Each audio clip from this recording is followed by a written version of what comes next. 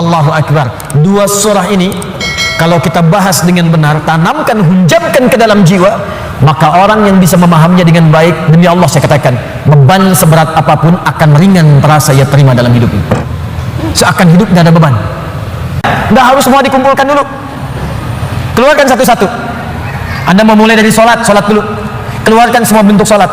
Sholat sunnahnya, rawatibnya, sholat duhanya, syuruknya. Nanti besok satu-satu mulai kerjakan. Jangan semuanya dulu. Tahajud pengen langsung 11. Memang bangunnya jam 2, sholatnya sampai jam 3, tidur lagi bangun jam 8. Kalau ada orang ragu, kemudian saya bersumpah, bukankah sumpah itu bisa membuat dia lebih yakin? Bukankah sumpah itu ditujukan untuk menepis keraguan? Lihat baik-baik. Manusia saja bersumpah, Anda bisa yakin. Sekarang Allah itu nggak bersumpah pun pasti benar. Tapi kemudian dihadirkan sumpah. Kalau Allah sudah bersumpah, itu bukan sekadar ingin menyampaikan kalimat atau informasi, tapi Allah ingin memberikan komitmen dengan sungguh-sungguh dan menanamkannya ke dalam jiwa. Seakan-akan Allah ingin katakan, hei, saya bersumpah ya, saya komitmen, tanamkan pada jiwamu yang paling dalam. Wadduha, demi waktu duha yang cahayanya begitu menyejukkan, menenteramkan. Bukankah kalau waktu duha Anda keluar cahayanya enak? Ya? Nah, sumpah yang pertama ini ada yang memaknai dengan kalimat makna hakiki. Ini bersumpah dengan suasana alam yang sejuk. Tapi ada yang memaknai dengan kalimat majazi, kata kiasan. Muhammad, saya bersumpah, tanamkan pada hatimu yang paling dalam, demi keadaanmu yang pernah mengalami ketenangan, seperti halnya engkau merasakan cahaya duha. Demi kondisimu yang pernah merasakan sukacita, yang pernah enak, pernah nyaman, gak ada gangguan, persis seperti engkau berjemur dalam suasana duha. Bukankah kalau Anda keluar suasana duha enak? Dalam bahasa bebasnya, saya bersumpah demi ketenangan, kenyamanan, kesejukan yang pernah engkau rasakan dalam hidupmu sampai dengan sekarang, seperti merasakan cahaya duha. Walaili idza saja, hati-hati. Dan saya pun bersumpah demi malam apabila telah datang gelap gulita, demi malam apabila nampak gelap sehingga tidak terasa, tidak terlihat apa yang ada di sekitarannya. Ini pun bisa diartikan bahasa kiasan. Walaili idza saja, maaf, kalau malam gelap itu terus cahaya tidak ada, lilin tidak ada, lampu sudah tidak ada, Anda ada dalam satu ruangan, kira-kira, mohon izin ya, maaf sekali, kira-kira benda-benda sekitaran kita nampak tidak? Tidak. Kalau sudah tidak nampak, bisa nggak menjangkaunya secara cepat? Meraba kan? Meraba. Ustadz, tapi gigi saya putih, kalau saya senyum ada cahaya. Tidak. Tetap pantulannya tidak akan menghadirkan optik yang sempurna. Maka ketika Anda ingin meraba, sulit. Ada orang, maaf ya, dihadapkan pada sebuah peristiwa, berat peristiwanya, seperti orang berada di tengah malam. Memang suasananya siang, matahari ada, tapi bebannya begitu berat sampai-sampai matanya terasa gelap, kayak orang limbung, jalan limbung. Pernah punya masalah di kantor, tiba-tiba baru datang, Anda dipecat. Oh, astagfirullah. Kenapa Pak? Jangan tanya alasannya, pulang saja. Padahal suasana siang, terang benderang, mataharinya juga terik, tapi seakan-akan kita mendapatkan sesuatu yang gelap. Pulang goyang. Ibu tiba-tiba baru nyampe di pengajian, dapat WA, aku sudah tidak mencintaimu lagi. Oh, kenapa ini? Papa, apa yang terjadi? Apa mah ada SMS begini? Itu bukan nomor papa, mungkin salah. Tapi kalau itu benar, gelap. Jadi ada beban-beban tertentu dalam kehidupan yang terasa begitu gelap. Maka muncul kalimat walaili idza saja. Ataupun suasana yang engkau punya beban Muhammad, saking beratnya beban itu, seperti engkau berada di pertengahan malam yang tidak ada cahaya, sulit berjalan, sulit meraba, sampai ada beban di pundakmu. Ma wadda'aka rabbuka wa ma qala. Tanamkan dalam jiwamu, aku bersumpah, kata Allah, dan ini komitmenku kepadamu. Baik engkau dalam suasana suka seperti waktu duha, ataupun dalam suasana punya beban yang sangat berat, tanamkan, yakinkan pada jiwamu, aku tidak akan pernah meninggalkanmu untuk selamanya. Jangan dengarkan perempuan itu yang berkata, Tuhanmu telah meninggalkanmu. Inna sahibaka qad qala. Dijawab langsung oleh Allah, ma wadda'aka rabbuka wa ma qala. Gak akan pernah Tuhanmu meninggalkanmu, apalagi kemudian menjauhimu. Ini para ulama, ini manhaj yang pertama. Bila seseorang dekat dengan Allah dan selalu mendekatkan diri kepada Allah untuk bertakarrub, dekat sampai merasakan kedekatan dengan Allah, maka tidak ada yang paling menyenangkan dan tidak akan pernah merasakan beban dalam hidup kecuali semuanya akan diringankan oleh Allah Subhanahu wa taala. Kecuali semuanya akan terasa ringan karena dia merasa dekat dengan Allah Subhanahu wa taala. Di bahasa singkatnya begini, kalau Anda dekat dengan Allah, baik dalam suasana senang tidak akan melalaikan. Biasa saja karena yang paling tingginya Allah. Dan kalau sedang punya musibah pun tidak akan berpengaruh. Seberat apapun, sepanjang Anda merasa ada Allah, demi Allah saya katakan, semua itu akan terasa ringan. Contoh, maaf ya, Anda sedang punya masalah sekarang, berat rasanya, gak mudah dirasakan, tapi dalam hati Anda ada keyakinan kepada Allah. Tiba-tiba muncul kalimat la yukallifullahu nafsan illa, Allah nggak mungkin titipkan beban persoalan kecuali Anda sanggup menjalaninya. Jadi kalau orang-orang yang dekat dengan Allah, di hatinya ada Allah, dalam pikirannya ada Allah, ingatannya terhadap Allah, jadi yang lain itu terasa kecil. Ini berita langsung dari Allah. Kalau beban hidup kamu ingin ringan menghadapi persoalan, maka dekatkan dirimu kepada Allah. Maka dalam suasana suka engkau tidak akan lalai. Kan ada orang yang suasana suka dia lupa dengan Allah, sehingga gak sadar berbuat maksiat. Dulu waktu belum jadi direktur, olahraganya bersepeda. Jadi direktur, sekarang mulai main golf, jalan. Sekarang mulai punya sekretaris, sekretarisnya perempuan, banyak melihat sekretaris dibandingkan istri di rumah, jalan. Pergaulan mulai meluas. Hati-hati, kalau tidak ada manhaj rabbani, kedekatan dengan Allah dalam jiwa, itu bisa berpeluang untuk bermaksiat. Hati-hati, bisa berpeluang untuk bermaksiat. Dulu belum terlalu kaya, pakainya sepeda, kadang jalan kaki.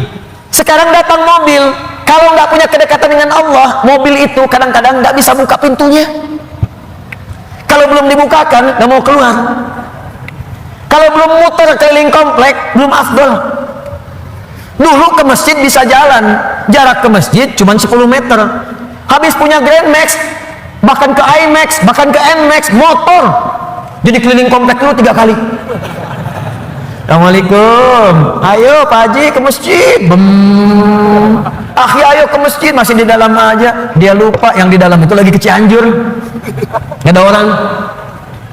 Itu poinnya. Jadi jangan sampai saat kita berada di atas, maaf, lalai kita dengan kehidupan sehingga menenggelamkan kita dalam apa yang kita dapatkan. Tapi yang lebih bahaya, jangan sampai ketika saat sedang punya persoalan, kita juga kemudian merasa berat dengan itu.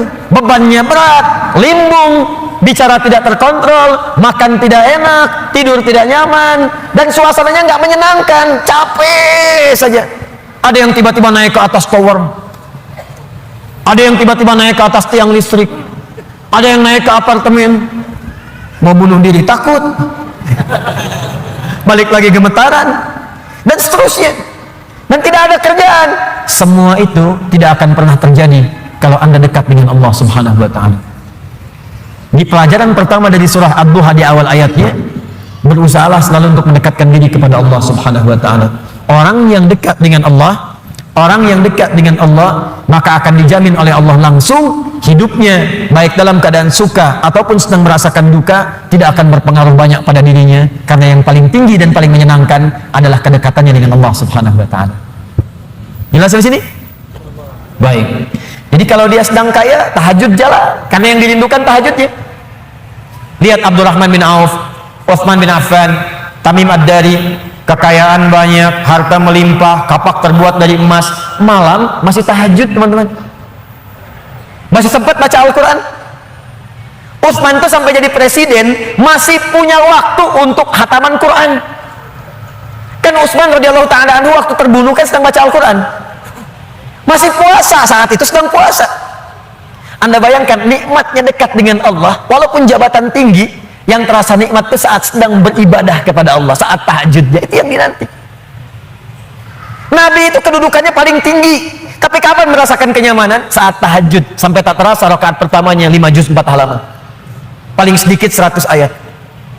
Saya mau tanya pada Anda, pernah nggak merasakan kenikmatan seperti itu? Apakah nikmat saat dapat door prize apa saat baca wadduhanya? Ayo coba rasakan sampai hadir situasi itu, sampai enak tahajud tuh diburu gitu, bukan karena IPK-nya dapat 4, bukan karena dapat proyek besar, tapi yang dirasakan, ya Allah terima kasih engkau titipkan ini, dan dia kejar siapa yang memberikannya, kejar malamnya, kejar bacaan Qur'annya, kejar puasanya. Itulah yang sesungguhnya hakikat dalam kehidupan kita. Satu poin pertama, kalau ada orang yang sudah bisa mendekat kepada Allah, maka Allah jamin dalam syukurnya, dalam situasi dia tenangnya, nyamannya, dia tidak akan menjauh dari Allah, dan dalam situasi dapat musibah pun tidak akan banyak berpengaruh dalam kehidupannya. Dua, Allah bersumpah lagi, walal akhiratu khairul laka minal. Ini yang hebat. Saya kemarin bikin quotes lalu kita sebarkan. Ini sebetulnya di antara esensi surah Al-Duha. Kata Allah, Muhammad, saya bersumpah kepadamu, yakinkan pada jiwamu, nanti saat kamu ke akhirat, suasananya akan lebih enak dibandingkan dengan sekarang. Akhirat itu lebih baik dari apa yang kamu rasakan sekarang di dunia. Maksudnya begini, kalau kamu sedang capek, kamu sedang ada musibah, kamu sedang lelah, sabar. Nanti kalau sudah pulang, semuanya akan hilang. Memang dunia itu tempat capek, karena memang tempat beramal. Sholat di dunia, kerja di dunia, puasa di dunia, baca Quran di dunia. Kenapa kita kerjakan? Supaya cari bekal untuk pulang ke akhirat. Nanti kata Allah kalau sudah pulang semuanya akan hilang. Jadi tenang aja teman-teman. Capek cuma sebentar. Ya capek cuma sebentar. Olah gak apa-apa. Namanya juga dunia. Dunia itu memang tempat capek. Kalau nggak mau capek ya pulang. Dunia itu tempat capek. Dan kita memilih untuk hidup. Maka jalani itu, nikmati saja, kerjakan aja. Setiap kerja ada pahala, setiap kerja ada pahala, setiap sholat pahala, baca Quran pahala, niat mencari nafkah karena Allah pahala, merawat anak pahala, memberikan ASI pahala. Gak apa-apa, memang capek, memang ya dunia sifatnya capek. Tobakkan antobak, setiap tahapan tuh capek lagi, biasa, supaya dapat bekal. Bukankah orang kerja dapat gaji? Dan enak kan kalau gajian?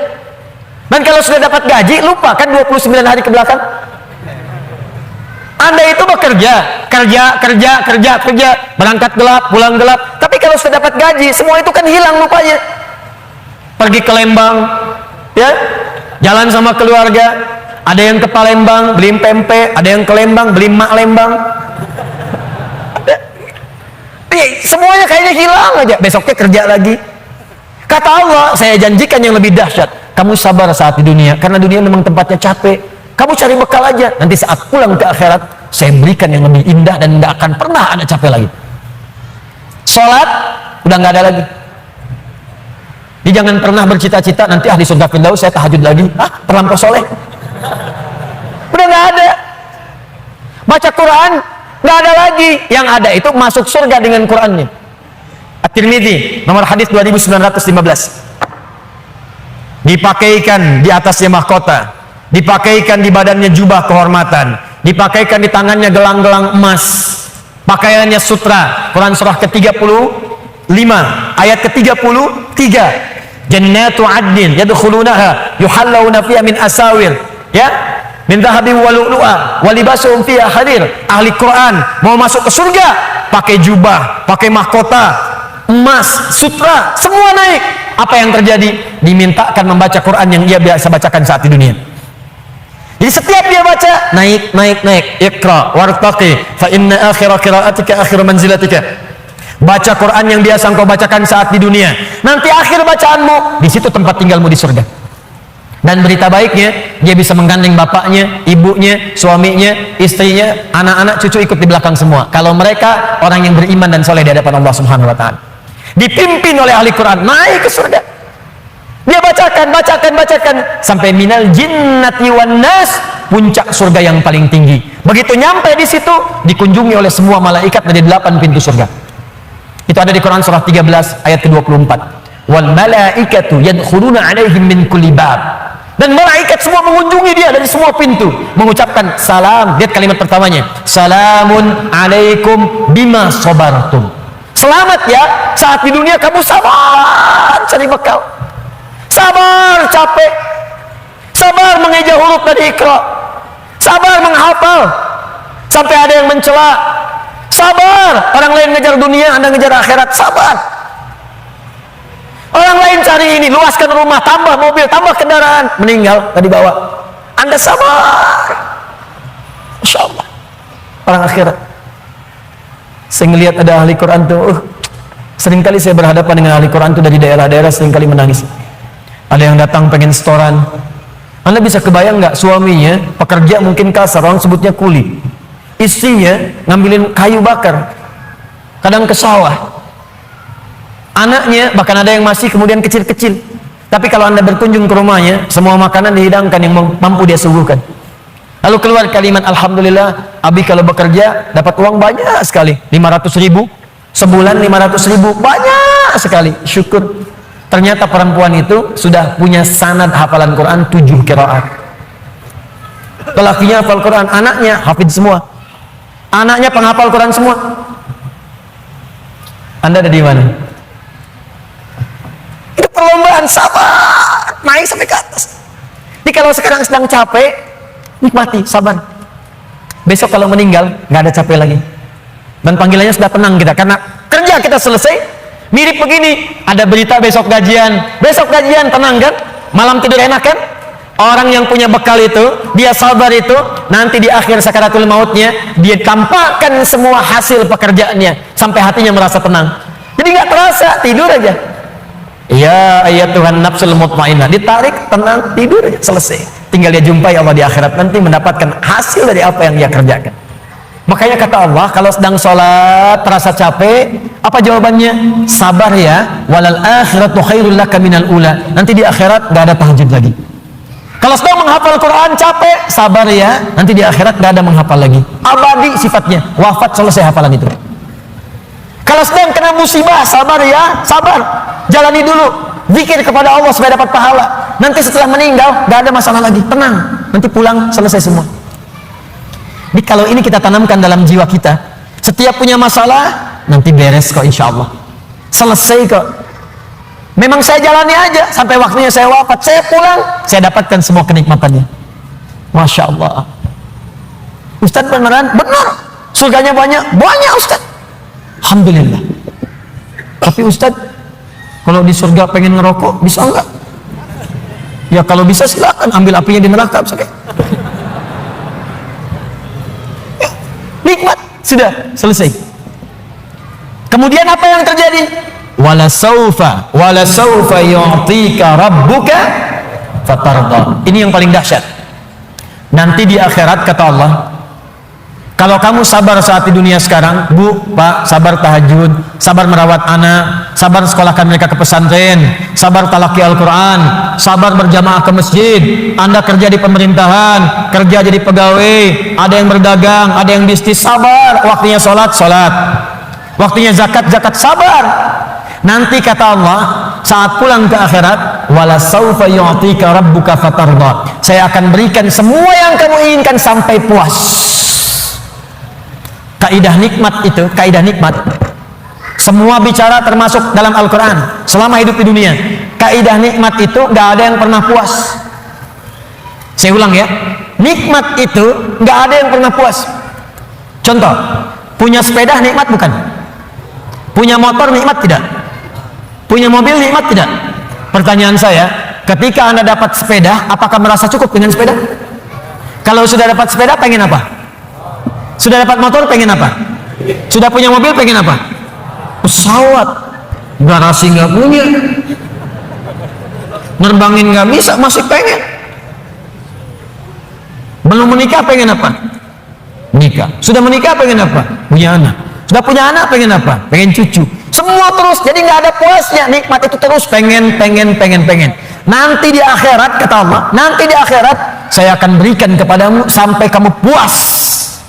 Sampai Anda mengatakan, ya Allah, cukup ya Allah, puas. Sekarang mah pengen terus, pengen.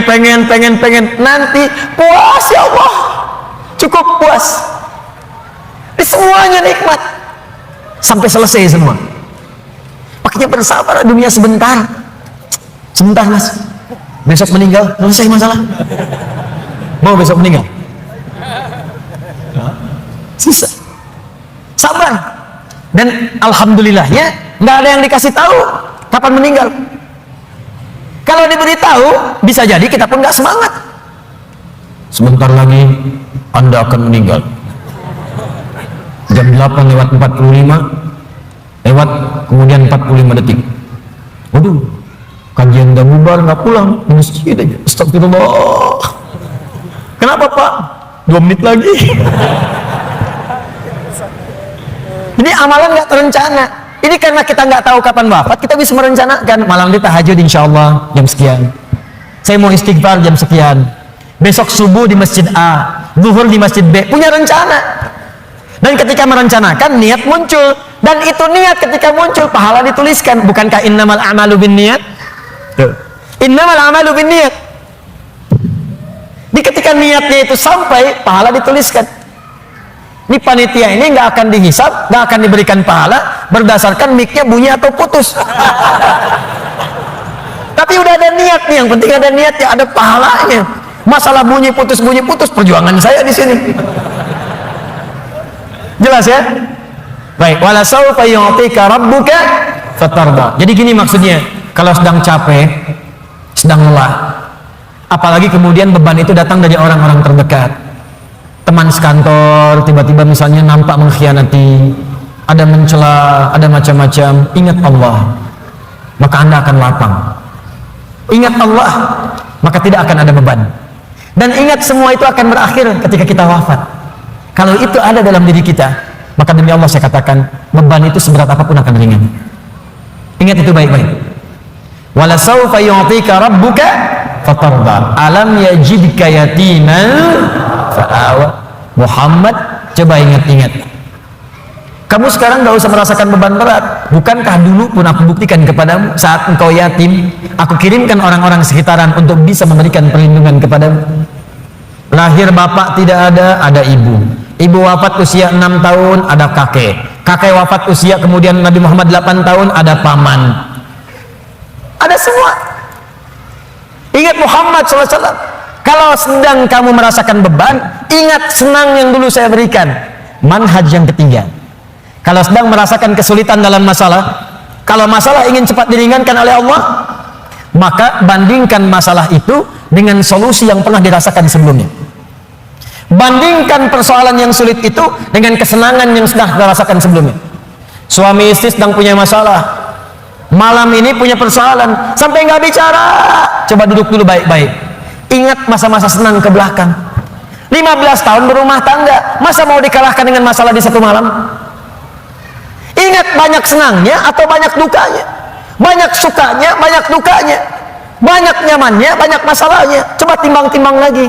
Mungkin dengan menghadirkan nostalgia kesenangan itu, yang ini akan terasa ringan. Nah, kenapa malam ini kita mesti cemberut ya? Bukankah kemarin-kemarin kita tertawa? Gara-gara bapak semuanya. Gak apa-apa mah, memang gara-gara papa terima. Tapi mungkin Allah titipkan keburukan di papa itu karena mamah bisa menyempurnakan. Mungkin Allah pilih mamah itu adalah mamah yang bisa membimbing papa lebih baik. Masya Allah. Oh gitu ya Pak ya, mama bikin status dulu ya. Tapi kalau semuanya begitu enak rasanya. Tapi memang diucapkan mudah, menjalaninya belum tentu mudah. Ustadz juga begitu ya, makanya jarang sekali ada ustadz ceramah bawa istrinya. Nah, jadi kalau kita punya persoalan yang kecil-kecil sekarang, ingat masa lalu. Bu, Pak, ya maaf di kantor ada masalah. Masalahnya hari itu, jangan langsung merasa berat. Ada proyek gak selesai, dimarahin sama bos. Anda kerja sudah 10 tahun, dimarahin baru hari itu. Senangnya kan banyak, udah 9 tahun. Masa persoalan sehari mengalahkan persoalan 9 tahun yang senang ke belakang? Kan tidak lucu. Anda gagal satu ujian, 9 mata kuliah lulus semua. Masa harus meratapi diri pada yang satu itu? Selesaikan. Mungkin di situ Allah ingin berikan anugerah supaya Anda paham lebih dalam. Mungkin disitulah kepakaran Anda supaya belajar lebih dalam lagi, diangkat kemudian karena pakar itu di masalah itu. Saya dulu itu setiap menghadapi pelajaran-pelajaran bahasa, apalagi balaghah macam-macam dan sebagainya itu, Di situ perasaan awal pertama sulit saya hadapi. Begitu dihadapi, rupanya Allah menginginkan kita lebih fokus pada masalah itu. Seakan awalnya susah, ternyata ada nikmat di balik itu. Itulah poinnya teman-teman sekalian. Jika Anda sedang merasakan kesulitan, ingat masa-masa lalu saat Allah memberikan banyak nikmat dalam kehidupan kita. Jelas sampai di sini? Baik. Wa wajadaka dhallan fahada. Ingat Muhammad, dulu engkau belum pernah punya pengetahuan seperti sekarang. Engkau belum dapat bimbingan dari wahyu seperti sekarang. Ini dhallan di sini jangan sembarangan menerjemahkan ya. Di Al-Qur'an itu ada kalimat serupa tapi maknanya bisa beda. Ghairil maghdubi 'alaihim waladdallin.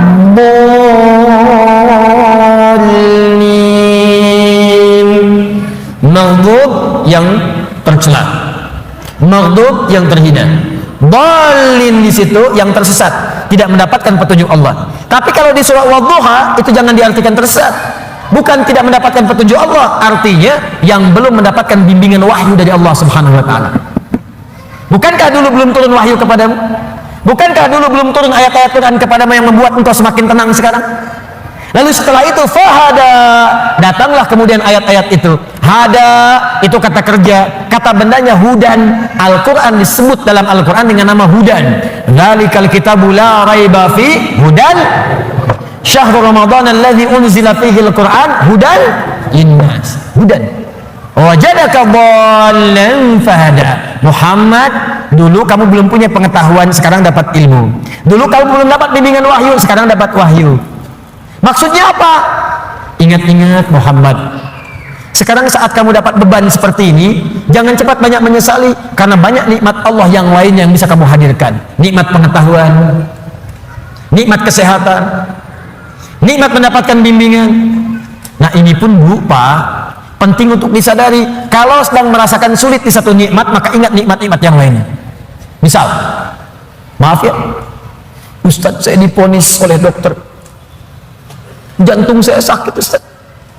Jantung kan sakit, tapi kan otak masih sehat, telinga masih sehat, lisan masih sehat, mata masih sehat.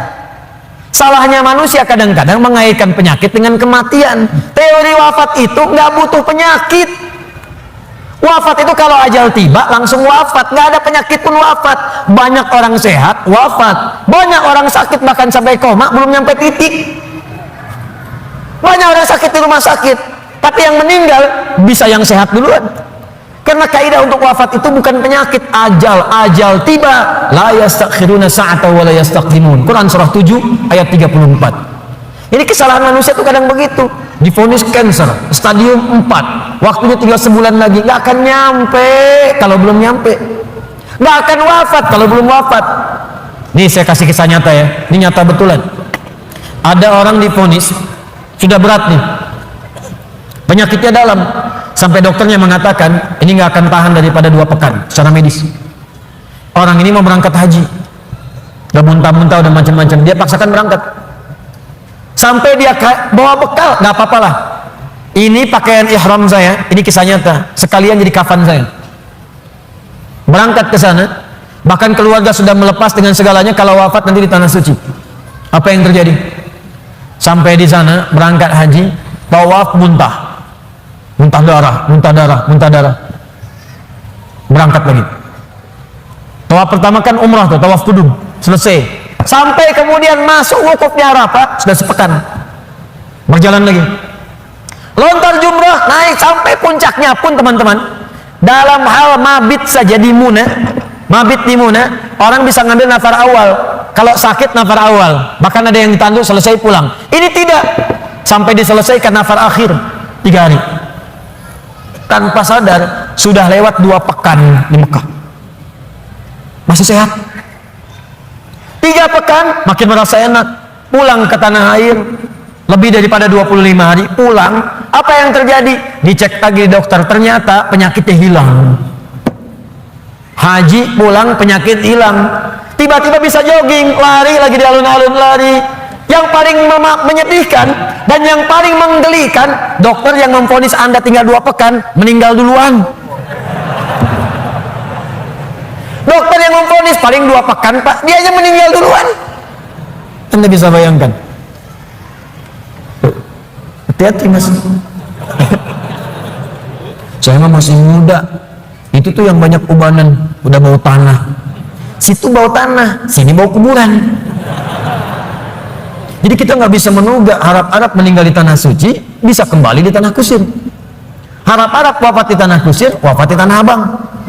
Jadi bisa dimanapun, nggak bisa kita pilih.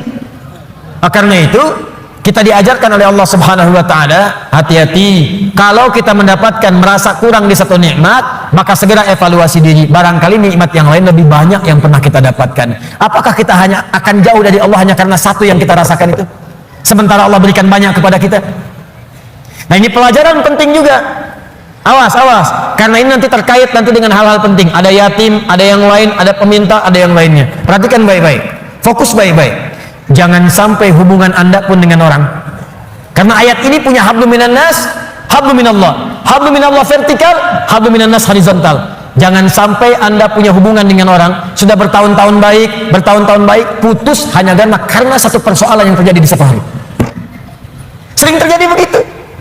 Anda nggak sadar, bertahun-tahun berteman, bertahun-tahun berkolega, bertahun-tahun bertetangga, di pemerintahan, di jabatan, di harta benda, di macam-macam. Cuman gara-gara satu persoalan lupa dengan kebaikan yang pernah terjadi di masa-masa lalu. Kalau itu terjadi dalam hidup Anda, maka Anda sedang dikuasai oleh setan. Anda sedang jauh dari Allah. Karena ayatnya mengatakan orang yang dekat dengan Allah tidak akan dipengaruhi oleh persoalan-persoalan yang tiba seketika, dan dia tidak akan melupakan kebaikan-kebaikan yang pernah terjadi di masa lalu. Lawan dari Allah itu tagut. Tagut terbesar itu setan. Allahu waliyul ladzina amanu yukhrijuhum minadh dhulumati ilan nur wal ladzina kafaru awliya'uhumut taghut. Tagut terbesar setan. Jelas sampai sini? Awas, hati-hati, kasusnya banyak terjadi. Banyak terjadi di pemerintahan karena masalah persaingan. Sudah lama tiba-tiba sehari nggak sahabatan lagi. Di perdagangan karena masalah proyek satu, padahal sahabatan karena proyek satu, tiba-tiba jadi musuh yang sangat dalam. Bertetangga sudah puluhan tahun gara-gara pohon mangga, buahnya di si A, ya maaf, pohonnya di si B, buahnya ke si A, jatuhnya ke si A melulu, ribut nggak selesai. Ada kejadian begitu? Banyak. Kalau Anda dekat dengan Allah, Anda akan lapang. Mau mangga silahkan Pak, kalau bisa ambil dengan pohon-pohonnya dari sini. Jelas ya? Baik, kalau sudah seperti itu, maka syukuri semua nikmat tadi. Fa'ammal yatima fala taqhar. Muhammad SAW, dulu kamu pernah yatim, kamu dirawat, maka sekarang syukuri nikmat dengan merawat anak yatim. Nah, ini maksudnya, maaf sekali lagi, tolong hadirkan syukur sesuai dengan nikmat yang telah Allah berikan kepada kita. Contoh, Allah berikan nikmat harta, maka keluarkan syukur itu dalam bentuk harta juga. Rajin bersedekah, rajin berinfak. Ya, Allah berikan nikmat Al-Quran, maka berikan bentuk syukur dengan bentuk Al-Quran juga. Ke masjid imami, ajari murid-murid Quran, buka majlis ta'lim tentang Quran, itu bentuk syukurnya. Di ketika Nabi pernah yatim, dirawat oleh orang lain, kemudian kata Allah, wujudkan bentuk syukurmu dengan merawat anak yatim juga. Fa'ammal yatima fala taqhar. Maka jika ada anak yatim, sayangi, sayangi, sayangi, sayangi. Wa ammas sa'ila fala tanhar. Kalau ada orang nanya, kamu kan Muhammad, saya berikan ilmu, berikan Al-Quran, berikan wahyu, maka bentuk syukurnya setiap ada orang bertanya tentang ilmu, tentang wahyu, berikan kepadanya. Berikan, jangan tutupi, sesuai dengan kadar kelapangannya. Maka itulah prinsipnya, kalau kita ingin bersyukur dan ditambah nikmatnya oleh Allah, setiap diberikan nikmat maka cepat syukuri nikmat itu sesuai dengan fungsinya. Kalau harta, sedekah. Kalau ilmu, ajarkan. Kalau Quran, tampilkan. Demikian seterusnya. Kalau Anda hidupnya begitu, ringan kita. Terima kasih, terima kasih, terima kasih. Jadilah terima kasih. Enak.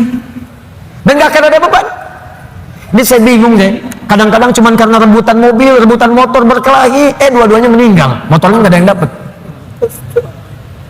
Cuman karena rebutan minum, berkelahi, rebutan lahan. Kemarin ada orang rebutan lahan sampai berkelahi, bacok-bacokan. Ada yang pakai golok sampai meninggal, sekian wafat, sekian luka.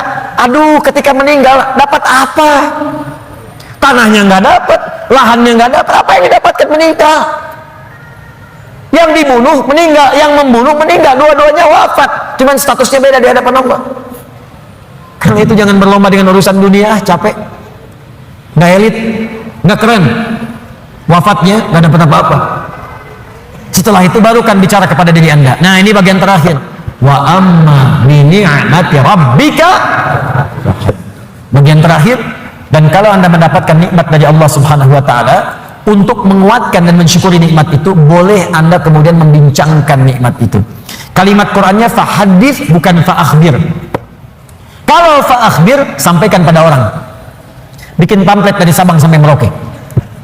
Alhamdulillah Allah berikan kepada saya nikmat rumah yang luas, pasang, bikin status di Facebook, bikin di Instagram, mobil baru, foto, ceklik. Alhamdulillah, nikmat Allah saya mendapatkan Lamborghini. Itu Maria pamer. Alhamdulillah dapat misalnya kalung baru, alhamdulillah berlian baru, foto ceklik, berlian harga 8 miliar, pajang. Bukan. Fahadits itu punya dua arti. Satu, membincangkan ke dalam jiwa secara langsung, diajak bicara diri kita, ya, diajak bicara. Misal, pernah kan satu waktu kita merenung, ya kan? Lalu kita katakan pada diri kita, alhamdulillah nih dapat ini, itulah fahadits. Dia untuk mendekatkan diri kita dengan Allah. Misal, bisa konsisten tahajud malam, tahajud, ajak bicara diri kita, alhamdulillah Allah telah memberikan nikmat tahajud, besok harus tambah lagi, jangan sampai telat. Alhamdulillah Allah memberikan nikmat Quran, kamu jaga ya, kita jaga ya Allah, mudah-mudahan masuk ke surga. Itu untuk menguatkan diri kita. Jadi kalau terbiasa dengan satu nikmat ibadah kah, nikmat harta kah, nikmat ketenangan kah, untuk menguatkan nikmat itu hadir dalam jiwa kita, ada bicara diri kita, supaya nikmat itu melekat kuat dalam diri kita dan terjaga sampai menghadap kepada Allah Subhanahu wa taala. Yang kedua, hadis itu bisa berarti berbagi sesuai dengan porsinya. Misal, seorang guru ingin motivasi muridnya yang khusus, datang dia murid-murid khusus, boleh berbagi pada muridnya. Alhamdulillah, anak-anakku sekalian, murid-muridku, Allah titipkan kepada saya hafalan Quran 30 juz yang dihafalkan dalam 6 hari misal.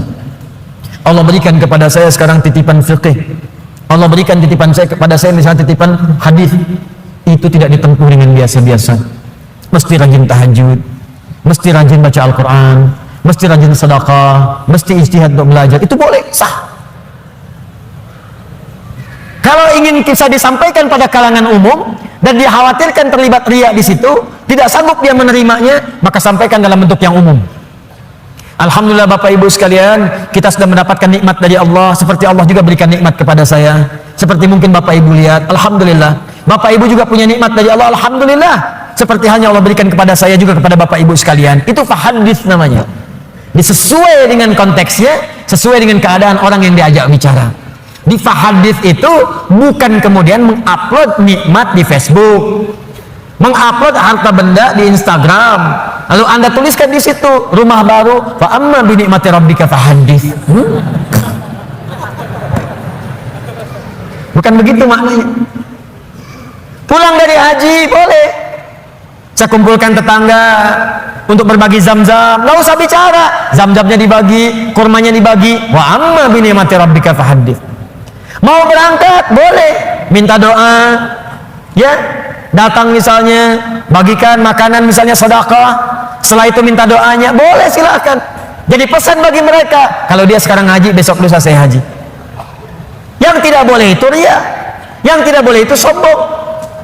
Terima kasih Bapak Ibu sekalian, di komplek ini telah datang sudi memenuhi undangan kami, tolong didoakan, insya Allah besok kami berangkat kloter pertama untuk menunaikan ibadah haji. Mohon didoakan lancar ya Bapak Ibu sekalian, kami banyak dosa, kami minta maaf, ini haji pertama kami, mungkin juga yang pertama di komplek ini ya, Pak RT belum haji, ya Pak RW belum haji, ya juga tetangga sekalian belum haji, nanti di sana kami doakan insya Allah supaya cepat berhaji seperti kami sekarang. Habis pahala, nyampe depan Ka'bah foto ceklik, kirimkan ke grup komplek, hari pertama sholat di dekat Ka'bah, habis. Itu bukan fa'amma bi ni'mati rabbika fahadits. Jelas ya? Nah, kalau sudah begitu, maka lapang hati kita. Lapang. Dekat dengan Allah, ada beban hilang. Kekayaan datang tidak silau. berbagi nyaman, enak gitu. Nikmat dibincangkan pun tenang. Kalau sudah tenang hati lapang, dalam bahasa Arab sesuatu yang lapang, sesuatu yang tenang itu disebut dengan syarah namanya. Kalau kelapangannya terasa dalam disebut dengan insyirah namanya.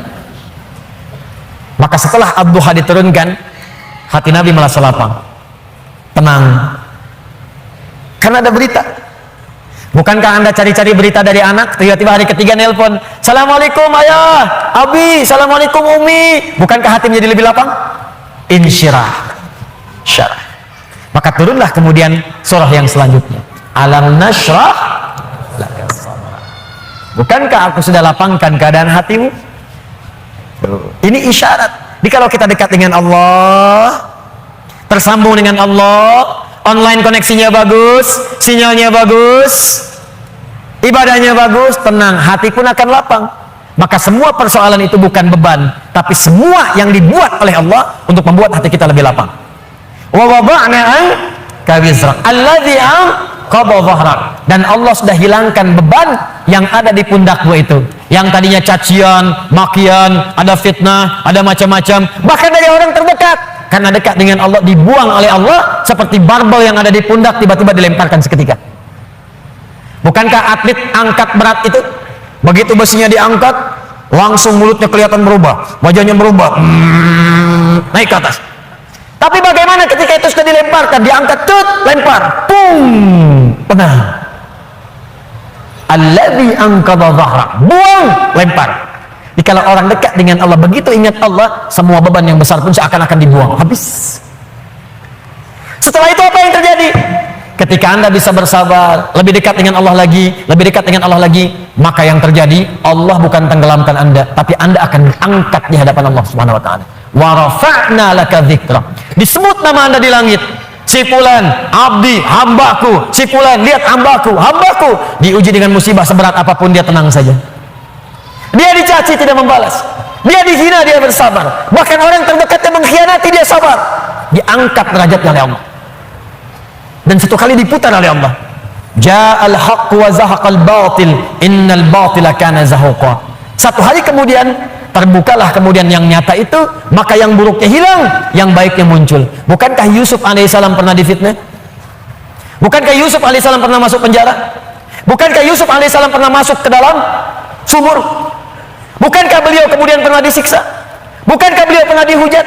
Tapi apa yang terjadi ketika beliau naik jadi menteri, membebaskan Mesir dari kelaparan, datang kemudian punya jabatan, apa yang terjadi?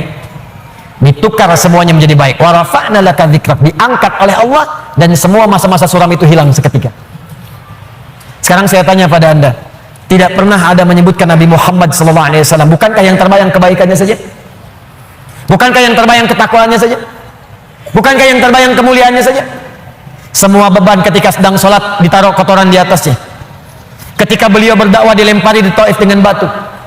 Ketika kemudian beliau sedang tidur akan diusir, dikepung oleh 100 pemuda.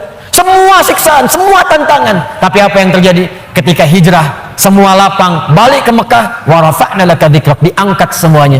Tidak ada yang menyebutkan Muhammad kecuali semua kebaikan. Dan orang-orang sekitarnya kembali menjadi baik. Bagian terakhirnya, kalau Anda ingin mendapatkan ini semua, tidak mudah kata Allah. Bagaimana cara mendekat kepada Allah yang pertama? Maka rumus yang pertamanya, sebelum Anda lakukan dengan pendekatan ibadah kepada Allah, maka Allah berikan rumus cepat. Perhatikan rumus cepatnya. Perhatikan rumus cepatnya. Kalau sedang punya masalah besar, dan masalah itu ingin cepat dibuang dari benak Anda, tidak membebani pikiran Anda, maka keluarkan rumus di dalam kehidupan. Lihat kalimatnya. Inna ma'al, lihat, alladzi anqadha dhahrak wa rafa'na laka dzikrak fa inna ma'al usri yusra.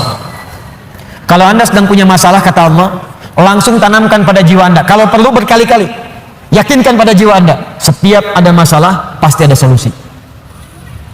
Itu cara mengemas kalimatnya. Setiap ada persoalan pasti ada solusinya. Bahasa gampangnya begini, kalau punya masalah langsung hadirkan di benak kita, pasti ada solusinya, pasti selesai. Nah, orang begitu itu lebih ringan dibandingkan bikin status. Engkau tidak seperti yang aku kira. rupanya engkau mengkhianatiku di belakangku. Terus nungguin status, disebarin ke orang, capek. Ping, dibaca. Kunaon, cek. Itu biasa, abi mas sabar. Capek. Buat apa? Yakinkan Allah tidak akan menguji saya kecuali saya sanggup. La yukallifullahu nafsan illa wus'aha. Yang kedua apa? Inna ma'al usri yusra. Ini pasti selesai. Ini catat kalimat saya. Catat baik-baik. Dalam bahasa Arab, usrun itu kesulitan yang paling pekat, sangat sulit. Kalau kesulitan relatif namanya su'bun, su'ubah. Bagi si fulan sulit, bagi yang lain mudah. Su'bun. Tapi Allah tidak pernah mengatakan begini, inna ma'as su'ubati yusra, enggak pernah. Kalau su'bun, si fulan gampang, yang lain susah. Saya tanya begini deh, maaf ya. Bahasa Arab itu susah atau gampang? Susah. Kata siapa? Saya tinggal di beberapa negara di Arab, cukup lama di sana. Saking gampangnya bahasa Arab, anak-anak kecil begini bisa bahasa Arab.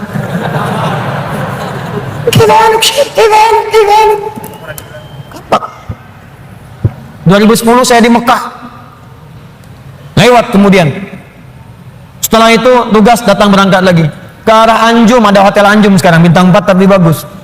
Di pelataran haram ada orang duduk, dia itu sakitnya sarafnya, dia nggak sadar gitu kan, sakit saraf. Anda bayangkan, orang bilang ya penyakit yang saya nggak sanggup lah gitu ya, sebetulnya tidak ada yang kata-kata yang kasar, saya nggak bisa keluar kata-kata itu ya, sakit terganggu jiwanya, sarafnya, tapi hebatnya bisa ngadap ke arah hotel ceramah pakai bahasa Arab. Alhamdulillahirabbil alamin. Wassalatu wassalamu ala Rasulillahil karim. Ikhwatal kiram. Bayangkan orang yang sakit saraf bisa ceramah pakai bahasa Arab. Gampang. Kenapa jadi susah? Lalu Anda katakan itu kan orang Arab, Ustaz. Di sini orang Bandung. Kata siapa? Unta Arab ribuan tahun ada di Arab sampai sekarang nggak bisa bahasa Arab. Bawa Cililin, bawa ke Mekah 2 hari ajarin, assalamualaikum, kaifa. Ah, ini kata orang, bukan karena susahnya, ada nggak kemauan bagi kita untuk berusaha. Kalau mau pasti jadi gampang, tapi kalau nggak mau susah, itulah su'ubah. Tapi kalau semua orang susah, bisa. Maaf, bawa mobil susah atau gampang? Susah. Bawa mobil, bawa. Kalau nyetir mobil bisa, bawa mobil. Susah. Nggak ada yang bisa, sulit, berat bebannya. Itu disebut usrun namanya. Ain sinra. Usrun. Berat seberat-beratnya. Solusinya, kalau mudah yang relatif namanya sahlun, sahlah, suhulah. Itu bagi si A mudah, yang lain belum tentu. Tapi kalau semua mudah, semudah-mudahnya, seperti minum air, seperti ngangkat sedotan, seperti ngambil tisu. Jangankan orang 50 tahun, anak 5 tahun bisa ngambil. Itu yusrun namanya. Yusrun. Orang yang namanya yusrun artinya orang yang mudah, yang ringan, yang gampang. Yusrun, semudah-mudahnya seperti mengangkat tisu. Kata Allah, lihat sini, kalau Anda sedang punya masalah seberat apapun usrun, kalau masalah itu ingin diringankan oleh Allah, walaupun solusinya belum datang, maka tanamkan pada hati Anda, ini pasti selesai, mudah, seperti ngangkat tisu.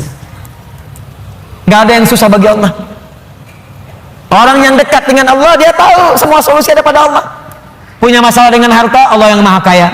Masalah dengan ujian, Allah yang maha mengetahui, Allah yang punya ilmu. Masalah di rumah tangga, Allah yang punya solusi. Semua Allah punya. Apa yang tidak punya bagi Allah?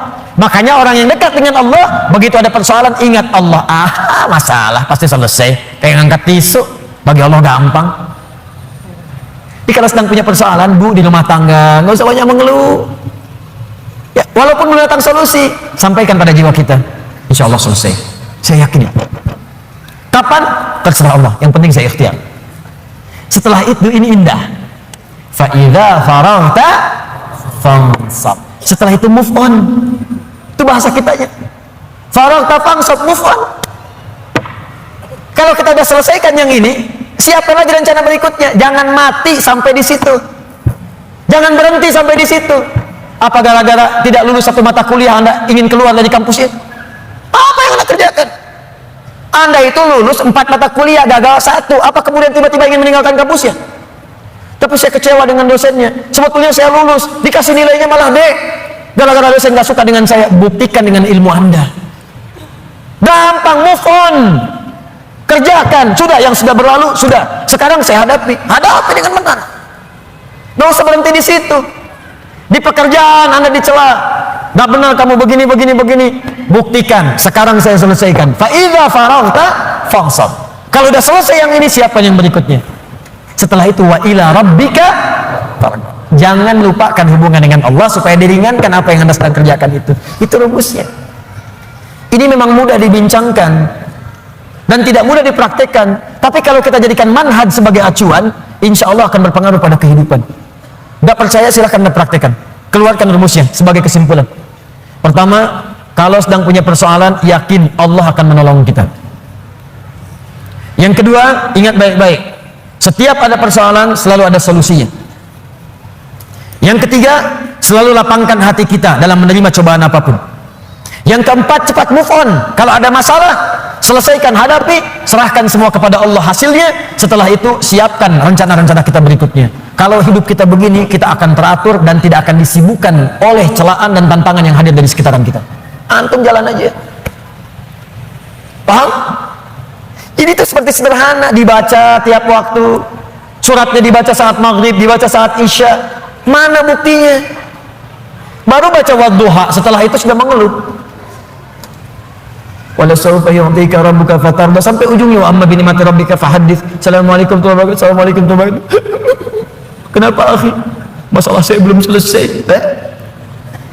Sabar, terapkan. Jelas sampai di sini?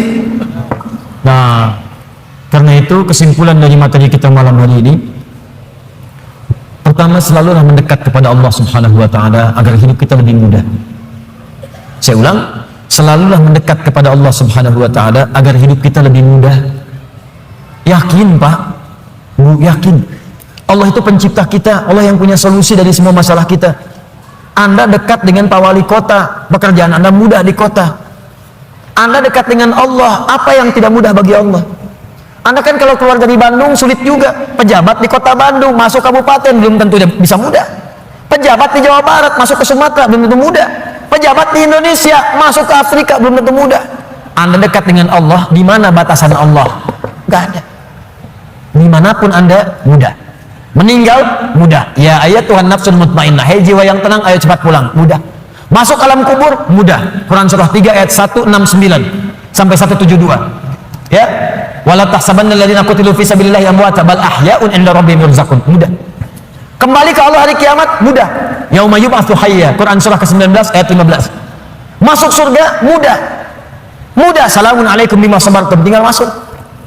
Dekat dengan Allah dimanapun akan terasa mudah. Nah, karena itu PR kita malam hari ini coba susun rencana. Ibadah apa yang bisa kita kerjakan secara mudah supaya kita bisa lebih dekat dengan Allah Subhanahu wa taala. Ibadah apa saja secara bertahap yang bisa kita kerjakan untuk membangun kedekatan dengan Allah. Misal, maaf ya, nggak harus semua dikumpulkan dulu. Keluarkan satu-satu. Anda mau mulai dari sholat dulu. Keluarkan semua bentuk sholat. Sholat sunnahnya, rawatibnya, sholat duhanya, syuruknya. Nanti besok satu-satu mulai kerjakan. Jangan semuanya dulu. Tahajud pengen langsung 11. Memang bangunnya jam 2, sholatnya sampai jam 3. Tidur lagi, bangun jam 8. Pakai rumus Nabi 2 rakaat dulu, witir 1 rakaat. Gitu dulu. Nanti latihan lagi besoknya, latihan puasa. Jangan langsung ke puncaknya dulu. Saya pengen langsung jadi hamba yang paling beriman. Puasa Daud. Masya Allah. Senin puasa, Selasa tidak. Rabu puasa, Kamis tidak. Jumat, Sabtu, Ahad, Senin, Selasa, enggak lagi setelahnya. Banyak tidaknya dibandingkan puasanya. Senin dulu. Mulai selama sebulan. Sudah enak, tambah Kamis. Mulai sebulan lagi. Sudah enak, tambah Ayyamul Bid. Mulai di bulan itu. Sudah enak, puasa Daud. Oh gitu Ustadz ya? 5 waktu dulu ya Ustadz ya? Tambah rawatib. Kalau sudah enak, sholat Daud ya Ustadz ya? Apa itu sholat Daud? Subuh sholat, duhur tidak. Asar sholat, maghrib tidak. Tidak. Paham ya?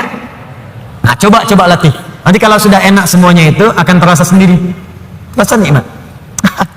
Dunia itu. Saya kadang-kadang suka ketawa sendiri. Lihat orang rebutan jabatan, rebutan mobil, rebutan kendaraan, rebutan kamera, rebutan. Saya suka ketawa sendiri, ngapain? Para pulang meninggal juga. Hafat. Pulang bahkan dengan rebutan sendal. Ngapain? Ya, ingat ya, saya tekankan nih. Anda mau keluar, kalau mau pikir-pikir ngambil sendal orang, ingat wafat. Wafat. Samping masjid pakai sendal orang, wafat. Ingat tuh. Gak jadi Anda. Gak jadi. Ya, ingat tuh kalau sedang jadi pejabat, pengen tanda tangan, ditawarin tuh. Ya, disuruh korupsi, disogok, ingat wafat. Wafat. Begitu mau dikasih, masih apa tuh? Ada FIFA. Wafat kamu sekarang. Wafat sekarang. Wafat. Oh, masa sih Pak wafat? Tobat kamu, tobat. Tapi 1 triliun Pak. Gede ini. Ayo istikharah. Ingat ya, itu poinnya, dekati diri kita dengan Allah.